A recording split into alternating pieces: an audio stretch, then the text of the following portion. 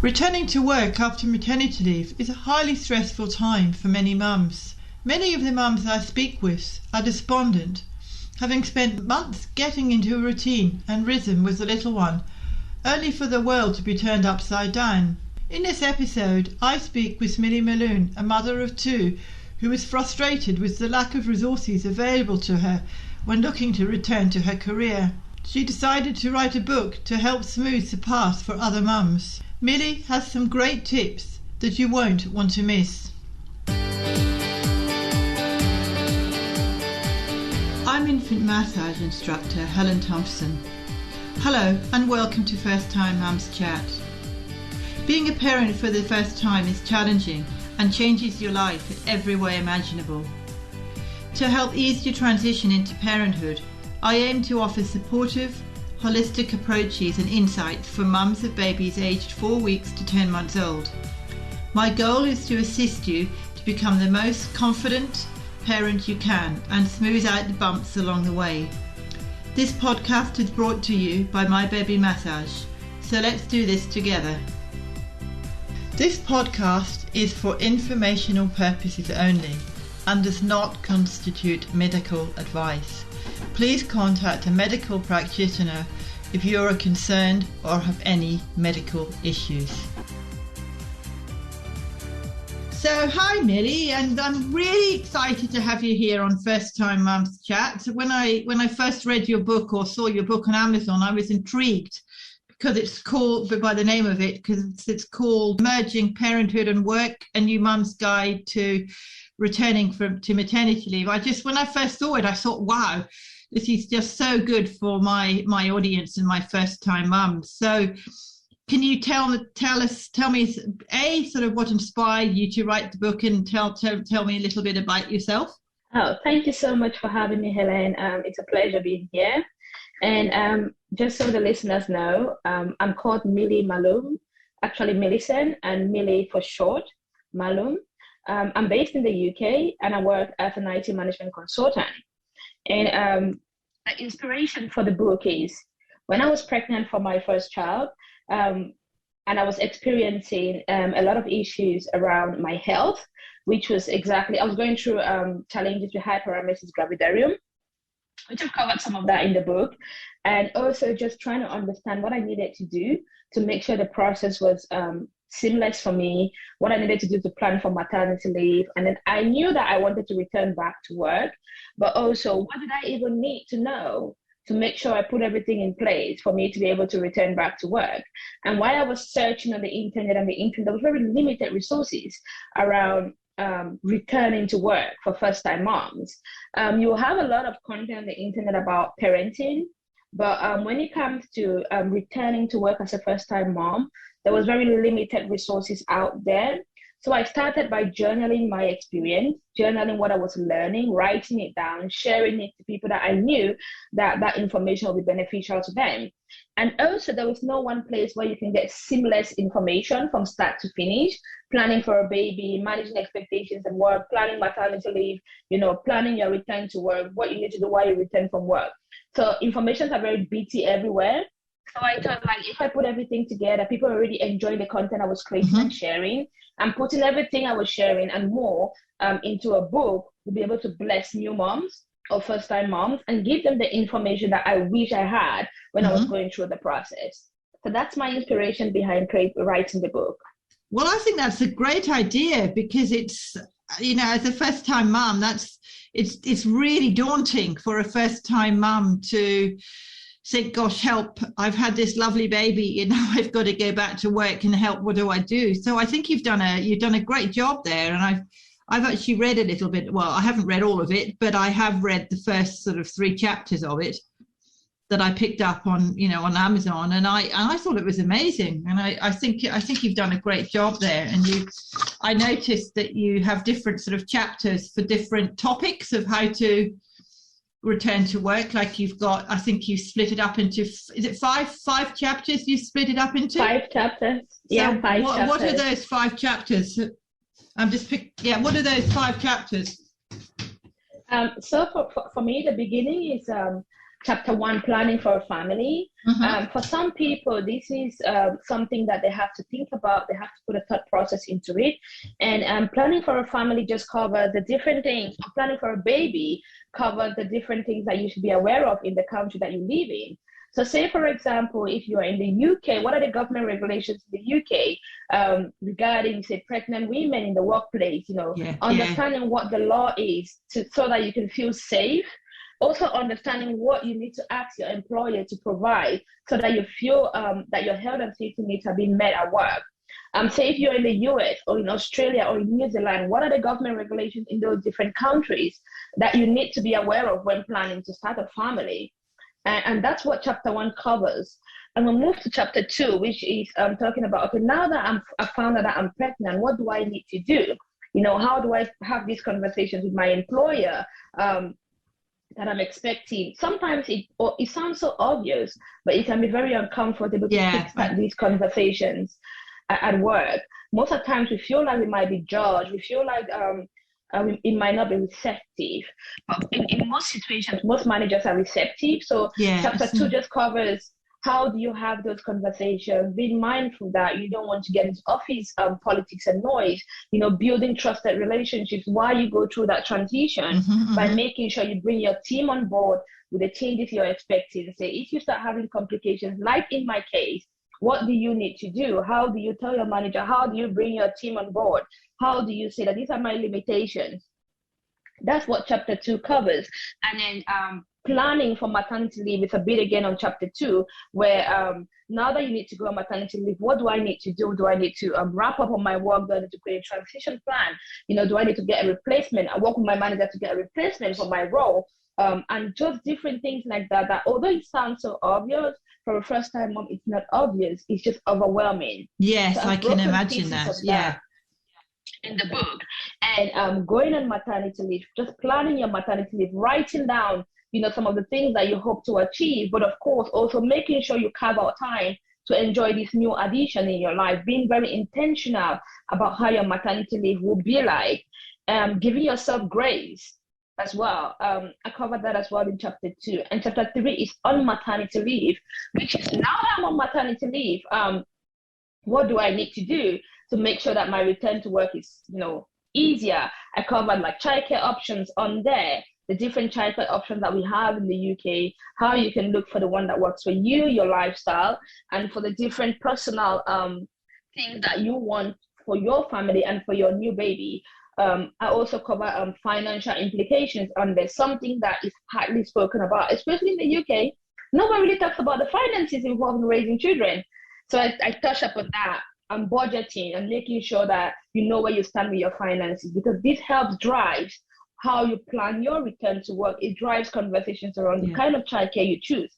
It also drives conversation about if you're planning to go into a different role, you have to look at how much you're making. You need to make sure that if you have to carve out childcare, going back to work is all worth it. So I cover all of that as well on when you're on maternity leave. And if you want to return back to work, how to improve yourself, take on training courses while you're on leave as well, build network, network with your team, make use of your keep in touch days that you have, just so that you don't feel disconnected with work when it's time for you to go back. So some of that as well is covered in the book without giving too much away. And no, I don't want to. Then talks about gratitude, how practicing gratitude can be, it's really helpful for a first-time mom. It helps you channel your negative emotions in a positive light, and just help you give you a space to reflect, to be thankful, and to be grateful. And in all of these as well, I also have templates and checklists to help you and guide you about what you need to do every step of the way in this 5-step process. That sounds amazing, because I know from I was going to mention, you were talking about the childcare stuff and being prepared with that, because I guess if you're prepared with the childcare before you go back to work, and if you when you're pregnant, and if you plan all that, I would have thought that it makes the whole process a lot easier for mums, because a lot of them, I'm making an assumption here, but a lot of them get married, have their baby, and they're cuddling the baby and they're great, and then suddenly they think, I've got to go back to work and help. What do I do? Where's the childcare? do I want a nanny? Do I want this? And how much is it going to cost? And I guess that makes it even more stressful for them. So if they read, was it chapter 3 you said that covered that? I can't, is that what you, Yes. chapters? Yeah.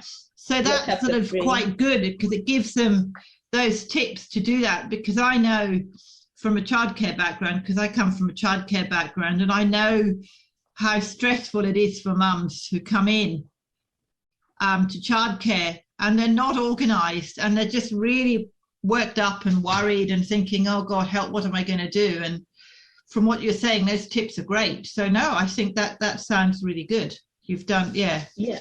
So, and especially into this world, there are so many different moving parts to so many different things. Yeah. We all have different lifestyles that we want or we appreciate. So if you have to return back to work, it's important to understand that there's going to be some cost implications here when it comes to childcare. So it's a choice again.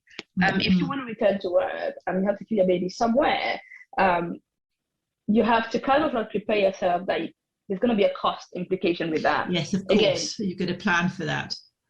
So it's good to plan for that. It's good to factor that into your budget. One of the things I cover a lot in the book as well is budgeting for moms and for families, which is something that is often ignored. And when the baby comes in, that's an additional cost. So it's good to look at that and understand, where are my finances? Because it also drives conversations on career growth and career paths as well. Sometimes you might have to change your career path because the money is not adding up and now you have another mouth to feed and just different things like that. So just having clarity about what this extra cost will look like is helpful with driving some of these decisions that you make down the road. Now, that's a very interesting point you say about your career, because a lot of mums get stuck after they've had kids. They get stuck because it's, how do I put this? It's a sort of a tradition that mum should be staying in a home and looking after the kids, and their career as a woman is not, they don't have the opportunity to advance it because they're expected to stay at home and look after the kids. And I think it's good that you can plan that and think, no, well, wait a moment, just because I'm a mum doesn't mean that I can't have the career that I want. And I think that's another important point as well. I don't know what your thoughts are on that. No, exactly. And that's why we have choices. And if you're chosen as a mom, like in my case, to return back to work, and if career as well is important to you, knowing how to bring the two together, like the title of my book, Merging Parenthood and Working, is important. Yeah. Understanding how to draw boundaries. And in the book, again, I cover setting expectations at work and also at home, having healthy boundaries in both places to make sure that it is both working for you. Sometimes you can be in a role that it's not working for you, but it doesn't mean you're stuck in the dead end. There's always a way out. There are always options, and it's just something that I like talking to moms about. Yeah, exploring and digging deep into the skill sets that you have, and digging deep just into your inner mind and inner self to look at what you can offer to the world. Sometimes we feel stuck because we don't value the skill sets that we have, or we don't even know how much potential we have. So it's easy to feel stuck in a dead-end job, lower paid job as well, and just grind our heads on different things, especially childcare costs, which means that we can't even move ahead if we don't have somewhere to keep our children. Because to go to work, you need to have somewhere to keep your children, a reliable place to keep your children. And you also need to be able to have the finances to pay for this reliable childcare that you need. So if the money is not adding up, then it's time to, wake up and say, I need a different career path. I need something that will give me the income I need to keep my child in daycare, to keep my child with a nanny, so that I can go to work in, say, 7-8 hours in a day and come back to my baby. So it's just being able to have these conversations with yourself and also seeking for help. A lot of moms, sometimes we don't ask for help. Yes. Asking for help is a sign of strength, and it's something I've covered in the book as well. Being able to voice out, your limitations, it's very important to have a thriving career. Setting expectations at work is important to enable you thrive and to enable you succeed. So it's saying, if I used to be in the office before at 7 a.m., now going forward with a new baby, I can only be in the office at 9 a.m. because I need to drop my little one at a certain daycare, and I need to be in the office. If I used to take meetings at 6, 7 p.m., now that is not possible because I need to go back and pick up this baby from daycare at 6 p.m. Mm-hmm. So within this hour that I'm here, so 9 to 5 or 9 to 6, this is what I can deliver. And you have to manage that expectations upward.